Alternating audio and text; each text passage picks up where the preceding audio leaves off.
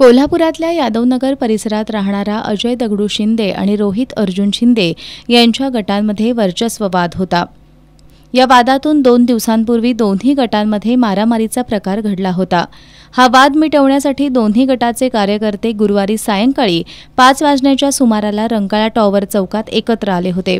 वाद मिटवत असतानाच त्यांच्यात बाचाबाची वाढत गेली। यातून 6 ते 7 जणांनी धारदार शस्त्रानं सपासप वार करून अजय शिंदे याचा खून केला। या प्रकरणी मयत अजय शिंदे याची आई छाया शिंदे यांनी दिलेल्या फिर्यादीवरून 8 जणांविरोधात जुना राजवाडा पोलिसात गुन्हा दाखल करण्यात आलाय। जुना राजवाडा पोलिसांनी स्थानिक गुन्हे शाखेच्या पोलिसांच्या मदतीनं गुरुवारी रात्री उशिरा या प्रकरणी रोहित अर्जुन शिंदे, राज संजय जगताप, निलेश उत्तम माळी, सचिन दिलीप माळी, गणेश माळी, प्रशांत संभाजी शिंदे, आकाश उर्फ अक्षय आनंदा माळी आणि निलेश विश्वनाथ बाबर या 8 जणांना अटक केली आहे। या सर्वांना आज न्यायालयात हजर केलं असता न्यायालयानं त्यांना 10 एप्रिलपर्यंत पोलीस कोठडी सुनावली आहे। पोलीस निरीक्षक संजीव कुमार झाडे या प्रकरणी अधिक तपास करतायत।